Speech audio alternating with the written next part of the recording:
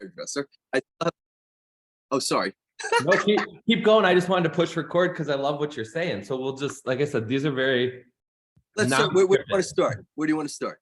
Go back to what you just were talking about, because I think looking at like we obviously get guests and we reach out to you for certain reasons, but I got your bio and I'm like, okay, so tech titan, social media mentor. I'm like reading, I'm like, okay, that's cool. Then it's like respected colorist, color director, 29 years in the industry. You've written blogs, you're an author, you've been on TED Talk, you're going to RV tech school, you still own a salon, you're an education ambassador. And that's, before we started this, we were kind of just talking about, I asked the question, is there anything that you don't do? Because you see the guitars behind you, it's like you have your hands like in everything. So that's where we kind of started. So I'd love for you to just kind of go back to what we were talking about. I do have a new one to add to, and actually you'll be the first people who will know. I did an interview yesterday, but I've been using minoxidil every day since I've been 32 years old. And I will be working with, on top of being education ambassador for Ethos, I'm now going to be working with Bosley MD and doing stuff with them, because I have donated my hair 5 times to children with cancer. I've raised money for domestic abuse charities because of it. I cut my hair like every 5 years and I just give it away. And so I realized, like, I'm going to be 56 years old in December. And like, I've got good girl hair, never mind for a 56-year-old guy, So I've started to work with Bosley because I started using it, not because I was losing my hair, but because somebody said to me, they were 50 years old. They used it because they had a full head of hair. So that's another new thing. And as you said, I'm going to RV tech school. And, when I was teaching in New Zealand years ago with Redkin, they asked me to go to a winery I had a day off. I was teaching in Christchurch and I think Auckland that time. And I found out that the GM's husband was a metal artist. And I said, could he teach me how to weld for the day? And so like I wanted to learn how to weld. And so when they were asking me, why do I want to learn how to weld? And it's the same answer that I gave the woman who runs, I went to this very prestigious RV tech school in Athens, Texas.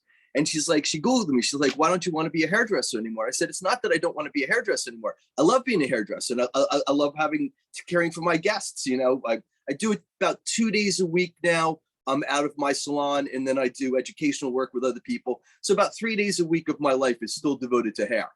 But the thing about hair is, no matter how good I do, 6 weeks later, I have to do the same thing again. Yeah. And there gets a certain point in your life, and you read 29 years. I'm actually going to be 36 years, I think it is, this year. 19, I was a hairdresser, 56, somewhere around there. But you get to a certain point in your life, if you've done well, the only thing you can do is not do well. You can't do better than the best time you've done somebody's hair. And if you've done their hair for 20 years, there's one best time, and all the rest of the time, we're not as good as the best time, but still good. Yeah. And no matter how good that is, you have to do it again 6 weeks later. Yeah. So when I took the welding lesson, I said to the GM at Redkin, I said, the thing about welding is if I put it together, I shouldn't have to do it 6 weeks later. Yeah. And as I said to the woman who runs the school, if I fix your air conditioner, you can't tell me it wasn't as good as last time. Or, I worked on 57th Street. I was the color director for Nick Arrojo and Rodney Cutler on 57th Street. I started there. I was written up in Allure magazine when I was 29 years old. So things happened. I was teaching in England on my own at 23 for mahogany. I was doing things. I just wanted to be the best hairdresser in East Brunswick, New Jersey. I wanted to be better than a woman whose name was Patty Blue, and never had an idea I'd be doing like symposium in South Africa, and launching hair color lines in Taiwan and Korea, and writing books, and all the other stuff that's come along. But I loved hair, and it was a great way to communicate. And as I talk about in my TED Talk, 6 out of every 8 people in the world sit in a hairdresser's chair every 6 to 8 weeks. Whether you're a man or a woman, and that's a really unique thing to combine humanity together with. And it's a really interesting way to make a living and express yourself because of it. But then again, you're working with people. And as I said, working on 57th Street, I've had people, when I got done, I said, how do you like it? And they go, I hate it. You know, sometimes when you get to that level, you get people that are just looking for things that aren't realistic anymore. And the other thing I definitely will tell you about being a hairdresser on 57th Street, especially in the fact that I worked there in the 80s and 90s, when it was highly sexualized. And a lot of the hairdressers were the ones who were dating the models at that point. It was before they started dating the rock stars. They were Paulina Paraskova was dating a hairdresser. Heidi Klum's first husband was a hairdresser. There was a lot of supermodels that were dating hairdressers.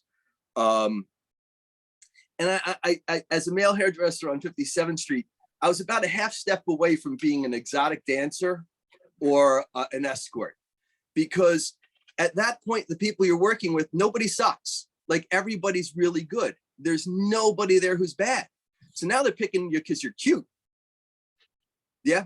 And they always like to put tips in your pocket. They never like leaving them at the front desk. And they like to make sure they're all the way in there too. And so I've been able to do so many things in our industry that I've been really lucky to have a perspective from owning multiple salons, to running multi-million-dollar salons, to now having a salon where it's just me. Yeah. And I care for guests. And I think in some ways, that's also paralleled a lot of what's been going on in the industry. You know, I very, very much like working alone now.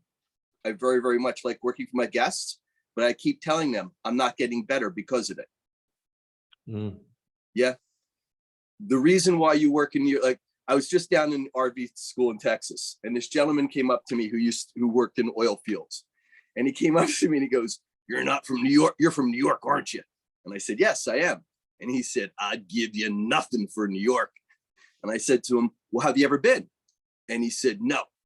And I said, "Well, do you know there's only one reason why you go to New York City?" And he said, "What's that?" Do you know this? Do you know what the answer is? There's only one reason why you go to New York City: to live, to work, because you want to be the best. You want to be the best lawyer, chef, stockbroker, artist, hot dog vendor, dog groomer, dog walker, nanny, librarian, CPA, hairdresser, whatever it is. If you don't go there to be the best damn hot dog vendor, you're not going to be selling hot dogs after a week. There's somebody who wants that spot. Yeah. And it doesn't get bigger. It doesn't sprawl like LA. Like, my sister lives in LA. She's like, well, if you don't live in LA, wait 5 years, you'll be in LA. You know, it's the only place in the world where everybody has said, we're going to all go there and battle. And you can come from any place in the world. And if you can make it there, you can go back home and say, I was in New York, and that badge will never be taken away from you. It is the Harvard, the Yale, the MIT, all combined into one place. And you go there for one reason. And if you don't go there to kick everybody's ass, get the hell out of the way, because you'll be run over pretty quick. Yeah. I did not know that. That's awesome. But can you see that even as an outsider? Yeah. I mean, that's it. And for me, I got very lucky. I was born in New York. So I was always trying to get out of there. But as I shared with you earlier, I taught at Mahogany when I was 23. In that point, they were only in Oxford and Bath before they'd opened up in London. And they offered me a position as their technical director. But like Colin and Mark would come to me, who were like, Colin's now one of the principals there, and they'd be like, why do you want to go? Like, they all wanted to be in New York. Like, that was the place to be in the early 90s and late 80s. And so eventually I realized that I could use this wonderful career and the fact that I was based in New York to get me to a place that I could have never imagined, and all those things that, you know, I was lucky enough that you read off at the beginning. When I went to beauty school, my last paying job, I was a mechanic for the state police on the New Jersey Turnpike. You know, I can sweat pipes, I can hang drywall. I now know how to use a multimeter. I put a refrigerator together last week from just garbage. I mean, but hairdressing teaches you so many things, because hairdressing teaches you about people. If you don't understand people, I think the biggest reason why people leave our industry so quickly is that they like doing hair, but they hate working with people. Yeah. love doing hair. Oh my God, she's coming in. He's coming in, and unless you can get rid of that in your book, it's tough. And even if you get rid of that in your book, it's still tough because, we all have the guest that's the energy vampire that you don't want to say no to because you love them. But every time they come in, you're like, oh, yeah. So true. But if you know what you're giving to them and it's worth that, then we do it. Yeah. But if you have a book of them, that can end a career, and it has nothing to do with your skills as a hairdresser or even your passion for the industry. People change passions. Speaking of that, obviously you've had 30 years in the hair industry, but just talking to you, you've been a mechanic, like the list goes on. So what sparked hairdressing? Like, what was it that, like, because you stuck what you, I mean, you still do it. So for 30 years, yep. It's still a thing. Yep. This will explain all of it. My whole life is math. I do things because they work out mathematically first. So for instance, I've got this 1% rule. So my 1% rule is you can do whatever you want as long as you have 1%. You only need 1% to do it. So I used to work with somebody whose name is now Dania. I knew her initially as Danny Day. We worked at Glenby together. We worked at Safari together. And Danny always represented herself as a female, even though initially when I knew Danny wasn't living the life as a female. Yeah. Okay. So I went and taught a class at Perfidia in New York City. And Stephen, who is Patricia Field's son, owns it. And the salon took care of people who were transgender at the time that was not a word. Yeah. And so I got her a job in New York City at that salon. And she was actually in Howard Stern's movie, standing in front of the White House in a bikini going, Howard Goes to Washington. And she's a hairdresser and has done very, very well. Used to get my wife into a club when she was underage because I couldn't get her in. And, but in New York City, Danny could take care of the customers that she wanted to take care of because 1% of 8 million is 80,000. I opened up in the Lehigh Valley a salon where it was like $95 for a single process and $95 for a haircut because there's 1 million people here. And I knew that there was 10,000 that wanted to drive to New York City and get their hair done. So instead, I sent my team to New York City to work with teams, and then you could get your hair done by somebody who works in New York City in the Lehigh Valley, and I have to drive the 2 hours each way. Yeah. So when I was in college, I went to College Misericordia in Dallas, Pennsylvania, which was a Catholic school. I went there because I was homophobic at the time, and I was worried that I would have a roommate that I was not going to be comfortable with, which is very interesting because my longest standing road wife is a gentleman named Peter Bokanowski. We've traveled all over the world together. I've always had road wives. I'll get into that if you want to just keep my marriage safe everywhere I've ever gone. So I went to the school and there's 77 guys and 900 women. It was the first year it was co-ed. And I had a girlfriend who went to Carnegie Mellon University. So I thought, what do 900 women need? And I was from New York. I used to hang out in the East Village all the time, even when I was in high school, even though I grew up in East Brunswick, New Jersey. And I thought they need haircuts. So I put up a sign that said haircuts $5. And I made enough money to go see my girlfriend every 2 weeks. And because I was not trying to sleep with any of them, everybody then knew I was gay, because why wouldn't I be doing that type of thing? And they would figure that this young lady I was going to see, Cindy, my girlfriend from high school, was a made up person. But I made enough money every 2 weeks to be able to go and see her. And then one day they said to me, you should go to school for this. And I went home on a break and my mom said to me, what do you want to be? And I said, I think I want to be a hairdresser. And so I went to beauty school, and give you another story about how ignorant I was. When I was in beauty school, it started to look like, hey, I might be able to do, can you curl your tongue into a U? Can you do that thing? Okay. Some people can, yes, that's genetic. I can't do that. That's Really? how hard, yeah, that's a genetic thing. You can either do it or you can't. You can do it without thinking. I could think about it forever and I'd never be able to do it. That was about how hard hair color was for me. I have no idea. People would tell me it and I'd be like, that makes sense. Sure, there's 3 primary colors. Okay, understand levels. Because I had no background to it. I didn't burn my fingers on the curling iron because I never knew you could grab the other end of it. Yeah, I was a complete blank slate. And so my beauty school teacher asked me to compete at the International Beauty Show. She challenged me. And so she's handed me the thing and said, pick any competition you want. So I picked the men's haircutting competition. Do you know why? Because I have a penis. I figured if it was a track and field event, I'd have to pick the men's event, right? If it was a tennis event, I'd have to pick the men's event. If it was a right? So now all of a sudden I am so ignorant that I picked the men's haircutting competition only because I'd have to pick a men's volleyball competition. I did really well. So it's always been like, I had no idea, you know, when people, I used to expect people to turn around someday and go, who thought you should be here? No matter what. So when I worked for the mechanics, I was told them I was going to beauty school and they were like, what the heck are you doing that for? And then when I got to beauty school, I told everybody I could fix cars. They're like, what the heck are you doing here? And it's kind of been like that my whole life. And, you know, I think part of the secret to my success is the fact that I've been with my wife since she was 18 and I was 24. And through all the craziness, I've had this relationship that was rock solid the whole time and kept me, like, I didn't teach in Brazil. I was asked 3 times. You know why? We used to take care of Victoria's Secret supermodels at our salon. And my friends would go, oh, Patrick, you go to Brazil. You do the show, you go out on the beach at night, you party with the models all night, you get up the next morning, you prep the models, you do the show. I'm like, I'm not going. I do not need to.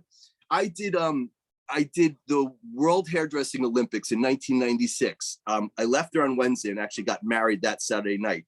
But I was representing the US team as part of the US team. There's a team from Germany, there's a team from England, there's a team from Brazil, there's a team from Japan, and there's a team from the United States. There's like 6 teams. The Brazilian team's wardrobe could have fit in a box that was this big for everybody. I remember turning to Elda Argenti and telling her, we spent way too much money on wardrobe. Like, you know, we're rolling in cases and they had like a dinner napkin and 2 round things, you know? And it was, you know, it was crazy. You know, I remember the bus that took them to the event that night wouldn't take them back because they nearly flipped it because everybody was up dancing as they went around a turn. So yeah, I've been able to have some amazing experiences, but that math thing, like I live where I live now because of math. My wife, I had some offers in Europe. I had some offers around the United States. She didn't want to be more than an hour and a half from parents. And I didn't want to be so far from an airport. And we just made circles in a map. And eventually it narrows it down to, you know, a couple choices. It's like a consultation, you know. People can always tell you what they don't want easier than what they do want. Yeah. And like, you know, I say to people, when it comes to brunettes, there's only 2 choices, warm or cool. Yeah. When it comes to blondes, there's only 2 choices. It's warm or cool. When it comes to redheads, it's the 3rd reflect, you know, and the 2nd reflect. Is it red, violet, or is it red, violet, red, you know, and your eye can see that. But once you get that, like with a guest with a haircut, how long do you want it? Do you want a fringe or don't you want a fringe? And would you like some layers? You know, once you know that, then you can talk about, well, what does your hair do and all that other stuff. But let's just I can't cut it longer. Yeah, so let's just stick to your head and not all these people's pictures that you keep showing me that you wish you were. Yeah. And let's keep talking. Like you know, in my salon, I used to have magazines and I only had like fashion magazines. Never had any like gossipy magazines. But now because of COVID, I don't even have magazines. And once I did that, I was like, you know what? I don't need magazines. And when people come in, it's easier to tell them to put down the phone than it is to tell them to put away all the pictures they bought. And because all the pictures are on the phone, once they put that one down, now we can talk about you. And I tell you, I can make a big difference when we talk about you. Like I used to do a billboard years ago for our salon that said, let your sister be the ugly one. Yeah, because most people who feel like they're the ugly sister just keep talking about the one that they think are pretty. Shut up, stop complaining about her, go into a good salon and get your hair done. You'll be the pretty sister. Yeah. I love But that. you have to talk about you. You can't talk about what you want to be. You have to talk about what you are and what we can do for you. And we can make you the pretty one no matter what. You know, we've all seen some amazing makeovers. True. And a lot of them weren't really that hard. uh, you mentioned your salon journey, basically, that you managed $1 million salons, you've had multiple locations, and you've had kind of the suite element, I guess you could say, now at this point. Well, no, it's a 3-chair salon and it is a full. I don't want to own a suite. So I specifically own, and I did have another employee, and I've had 39 employees, and any owner will tell you, when everybody has something going on in their life, no matter what it is, how big or small, good or bad, and that's 39 times your life of problems. Yeah. And unfortunately, a lot of times for owners too, when it sucks, it's your problem. And when it's good, it's because they're great. And that's another thing that's tough because, as an owner, stylists, I don't think understand that their biggest competition is the person who's standing next to them and potentially the owner themselves. Because by the point that they pick the salon, now they pick you. The owner's biggest competition is the salon down the block or, across town. But you have to make sure within this little circle of ours, I used to do this exercise when people would come. I got to a point that I felt that people wanted to work for me, to say they worked for me and not work with me to help build success. Yeah. Because when they work for you, sometimes they're just sitting there. But it's better to sit there than to sit someplace else. Yeah. But when they're working with you, they're standing next to you and they're also doing hair, and you're growing a brand, you're growing a business, and they're becoming successful and you're becoming successful together. Okay. So when people would come in and interview, one of my favorite things to do, my favorite question to ask them, and I think this is the one question that all people should ask other people who, especially when you employ them in a service type of way. What is the best service experience you've ever had? Now, I've been on a 5-star safari in South Africa with Sam Villa and Ann Mincy and Peter Mahoney and David Stanko. And I will tell you, we were taken care of in ways that I never thought were possible, in the middle of nowhere in Kruger National Park. That makes me think about the way a towel is folded when it's around the guest's neck, and when somebody's best experience is a birthday party at Friendly's type of thing, which for some people in our industry, I've taken people on planes, but I've had to have conversations with people about brushing teeth and deodorant and things like that too. And it's tough to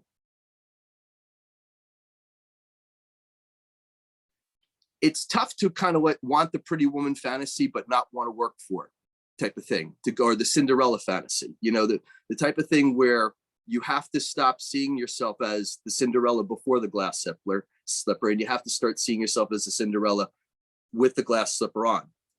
And I think that was one of the things in the movie Pretty Woman, that you saw that character. She didn't want to go to the polo matches, but she showed up in a cute dress that then, the world bought after that, and it was done in such a good way that when you embrace, when you embrace the quality that you want to be, it allows you to start living that quality. And for team members that didn't have good experiences, we learned we had to start giving them those good experiences so that they could then communicate those to our guests. So I always ask people, what's the best experience you've ever had in your life? I think that's a very good one in interviews. As far as, there was one other point I was looking to make. I said it to you before. As far as my journey in salons, and I think it's important, as I said, that I continue to own my own salons. I started out managing for Glenby, which was on the very, very low end. We had this stylist of the day where you could get a perm and a haircut for $29. you know, and that was I graduated beauty, that was 1987. And then after that, I started working for Clairol. I worked for Clairol for about 5 years. Left Clairol, became Wallace National Technical Training Manager for the US and Canada. And then I opened up my own salon. And this is a good one, because I opened up a salon on August 16th, 1995. It was just me. I was in the back of some abandoned, just about strip mall by myself, off of a decent street, but still you had to drive to get there. But I had parking. And you didn't have to pay for it. And so I used to go out and do all these classes for people on how to talk to a hairdresser, how to find a look that's right for you. And I'd give them the consultation form, and I'd tell them they could go to anybody they wanted to, but they'd all make an appointment with me. I didn't have a clientele. I'd done nobody in the area. I had no guests when I opened up. August 16th, 1995. By December 28th, 1995, this woman came back and said, I want to come in for the complimentary fringe trim. And oh, by the way, we'd like to write you up in Allure magazine as being one of the best people in America to color hair. I had no employees. It was literally just me in a salon in Princeton, but I had made enough noise, and this woman came in, and she happened to go out to lunch the next day with Linda Wells, who was then the editor of Allure magazine. And she said, I love what Frederick did with your hair. And she said, Frederick didn't do this.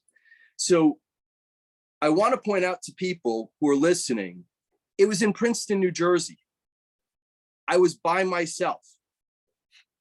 I think people often think to themselves that I can't be great until I get to here.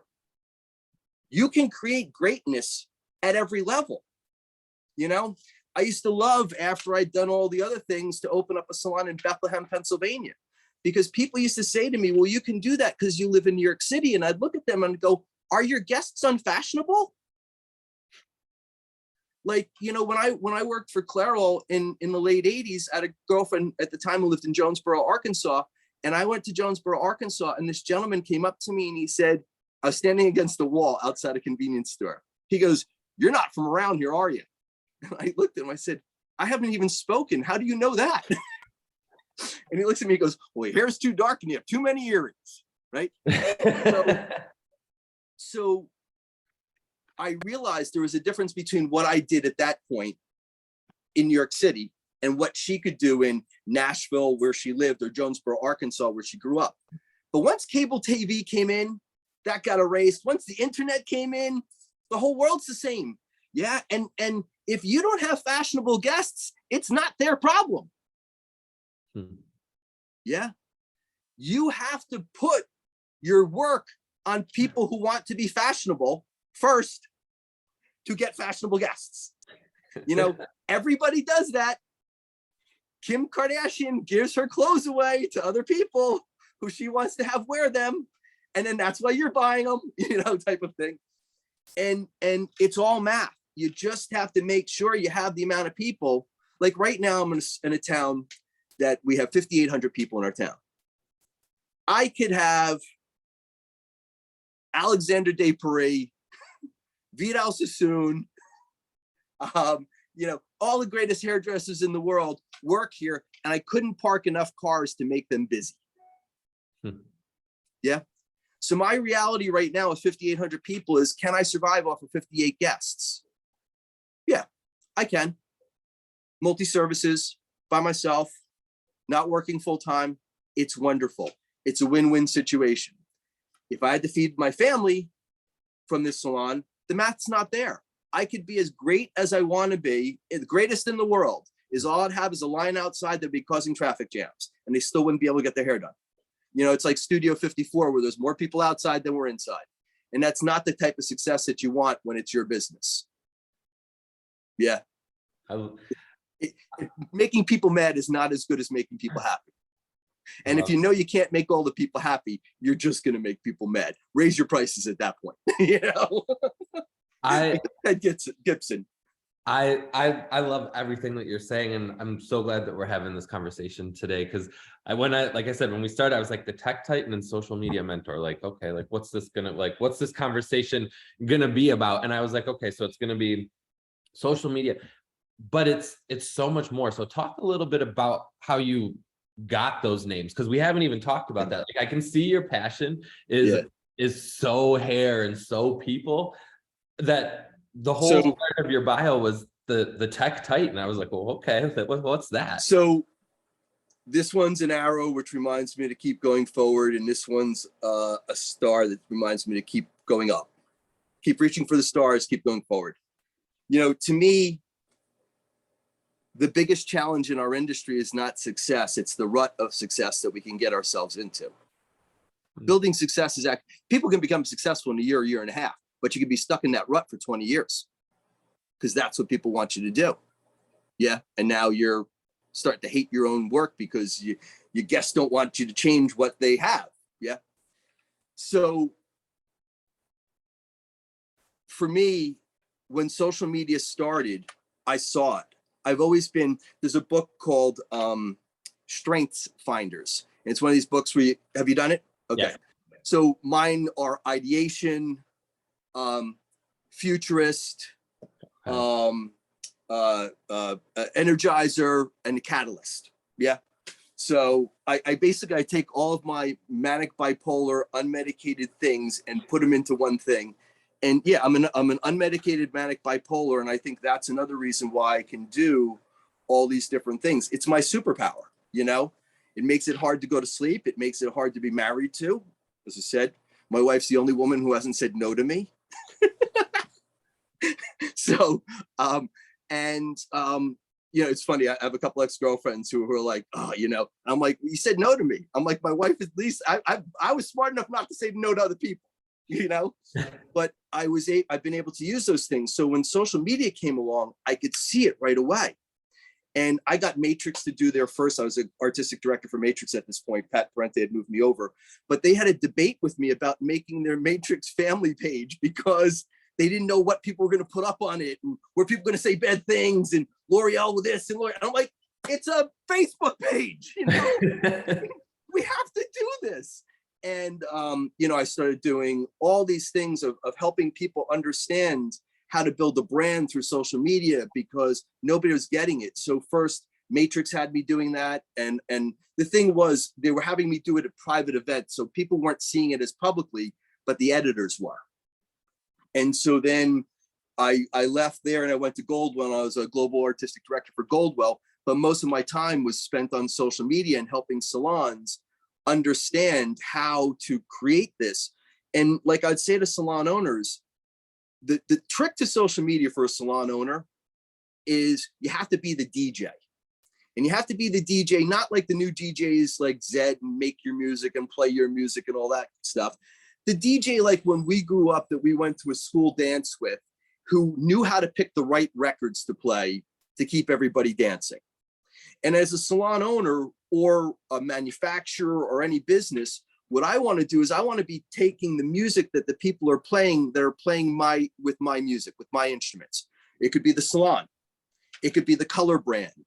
It could be a distributor who, you know, feature them on your Facebook page. Don't feature you. We don't want to hear your music. That's what you put on your own page. So like on, I have a picture of me, I'll find it for you, with me and Paul Mitchell. When I graduated beauty school, Jean Bra and Paul Mitchell were doing a class at the New Brunswick Regency Hyatt Regency Hotel. And Jean Bra was up on stage, and I turned around and looked in behind me about 3 rows back. I literally graduated beauty school 2 weeks before. Paul Mitchell's standing there. So I turned to Karen, who I went to beauty school with, and I'm like, can you take my picture? So she took this picture with me, and it meant so much to me for years. So now I start getting to the point that people are taking pictures with me, but they're putting them up on Facebook and they're tagging themselves in it and they're tagging me. And I knew how much that picture of Paul Mitchell meant to me, and he never knew I had it. And so I used to change my profile picture every week to be a picture with somebody else that they had taken. It was their picture. It wasn't mine. They just tagged me in it. But I wanted to share that we were together with everybody else. And so it didn't cost me anything. I had pictures every week, you know? And so I saw this thing, and, you know, like I would say to people, like I created a whole pyramid of here's what you have to do for social media, because people didn't understand the steps. They'd start to do things way out first before they didn't even have a following. They didn't even get people liking them, and they're giving away like $10,000, you know, and like their mother's gonna win it because she's the only person who's on their page. You know? It was so funny how like when people realized they were behind the 8 ball, they wanted to do the thing you used to do, which was just throw more money at advertising. I'll take a bigger ad in the white pages and yellow pages, you know, and it wasn't that. And because you couldn't throw money at it, even at that time, you could now. You know, you didn't have Facebook ads, you didn't have any of that. You had to pay attention. And some people just look at them going, I can't go to the gym for you. That's what you want me to do. You have asked me to come in and yell at all your people and tell them to do this stuff, and you're not even doing any of it, and I can't go to the gym for you. So because I got in so early, I was at one point the most viral hairdresser. I had my YouTube channel started December 28th, 2006. YouTube started February 14th, 2006. Okay. So when I quit, I had 5,000 followers on my YouTube channel, you know, and Facebook page and all this other stuff. And I saw that I could help more people by getting people to understand social media than by just going out and making myself the other person, you know, because there were lots of other people at the time who had the cameras pointing towards them. And that was the other thing that I'd always point out to people. Look at all the social media I'm doing and my phone is not in my hand. And because that was a message that took off, I became the Tech Titan, and I was writing 5 blogs at that point. I was writing for Modern Salon, Launchpad, Beauty Launchpad. I was writing for a publication out of Australia. I can't remember the name of it right now. I was the travel blogger for Tabitha Coffee's industry. Okay. And I was doing something for a European publication monthly. So it was a lot, but that stuff will make you the Tech Titan. You know, you just make sure. I was playing the game. It was math. I knew how to get my name out there before people were studying algorithms. It was math. I love that. And I bring that up because I want to transition as we kind of get ready to wrap it up. I want to talk about your TED Talk. Okay. Because again, I go back to the Tech Titan social media, but in your TED Talk, you say we're in a digitally connected world. We're personally disconnected. I was like, well, that's strange coming from the tech guy. And well, yeah. And in 2016, before pandemic. So my TED Talk started out being, when I submitted, okay, I should have never gotten a TED Talk. Every time I went in, I'd walk out, I'd call my wife and I'd go, I'm not gonna get it. Every time. I have never not gotten a job. I never thought I had this TED Talk. And then I became a TED coach too for them the following year. So my TED Talk started out being called Why Getting Your Hair Done Feels So Good.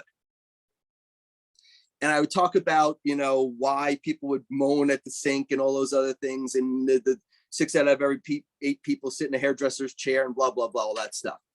And so what they got me to realize was, where in the world can you pay for human touch?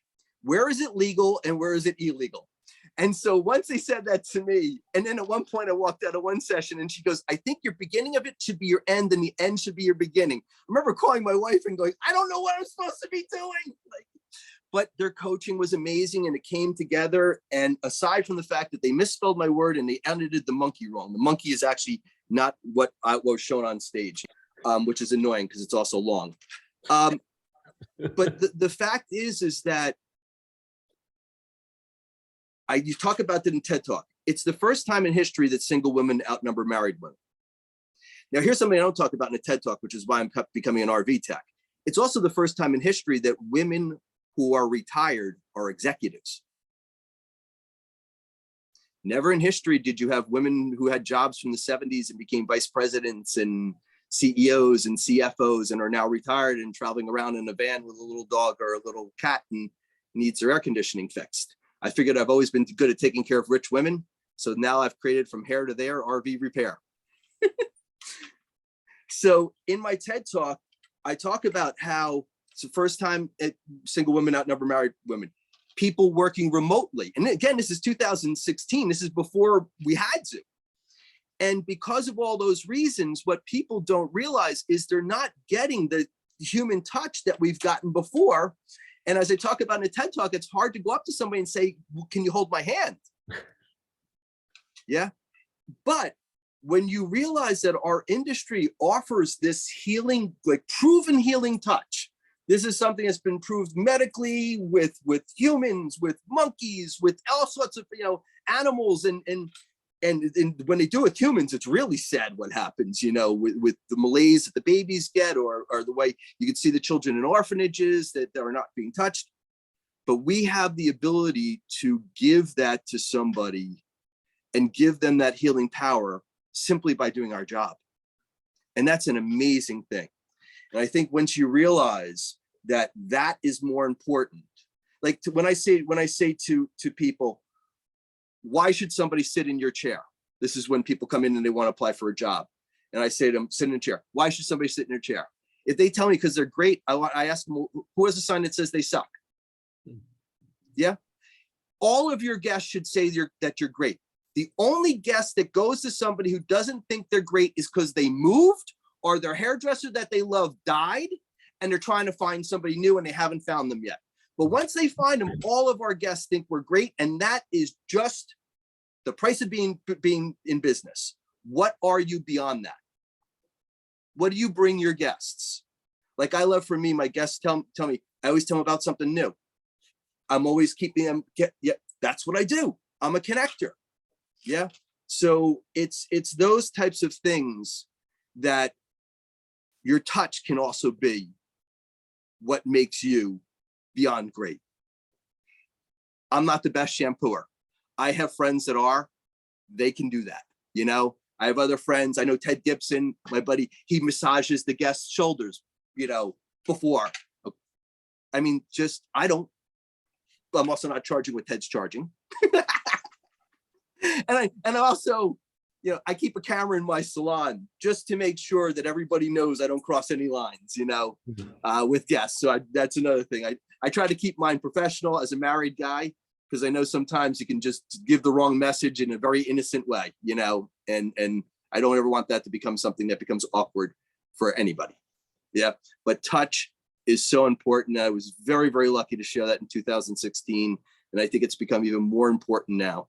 And that is something that I think our industry should also focus on. In the same way we focus on social media, I think we should have a new focus on our connected energy to other people and our healing, things that we can do with touch.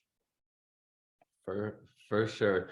So final, I don't want to say piece of advice because I feel you've given so much, but what's on your mind right now that you want to share to salon owners and salon managers? I think and I used to do this exercise with people. It's know your brand and know the brand of everybody who works for you. When I built the salons that I built, and I built a color department for Rodney Cutler and Nick Arrojo on 57th Street. Then I continued to work with Cutler after that till about 2007. I was working back at Arrojo from about 2013 to 2016. And you knew the person's brand. You knew who was the best at hair painting or the best at baby lights or the best at a certain type of razored haircut. And today, knowing that, that's a superpower. Years ago, we wanted to be cover bands. Like when I went to beauty school, you were trained to be a cover band. You were trained that somebody should be able to hand you a picture and you should be able to copy somebody else's work. Mm-hmm. Yeah. And now today, the people who have broken out on Instagram and TikTok and all the other ones is because they created their own brand, their own band and their own music. Yeah. And I think all of us can do that no matter where we are. Do you do the best? Like we had to sign one time that says, we don't do mom hair. We do hot mom hair. Yeah. And we had a woman come in really mad. She's like, what do you mean you don't do mom hair? And we're like, well, we don't do that haircut that's just short enough that the baby can't grab it, but just long enough that you can put it back in a ponytail.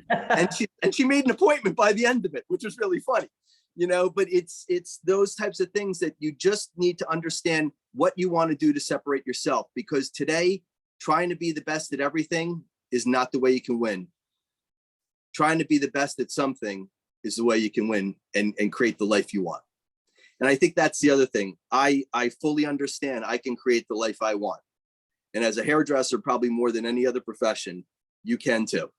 You know, as a plumber, you can't go up to somebody in a supermarket and be like, hey, I love to fix your sink, you know, our mechanic needs some air in your tires, you know, like you can't do that. But as a hairdresser, you literally could walk up to somebody in a restaurant and say, hey, I'd love to do your hair. Here's my card. Google me.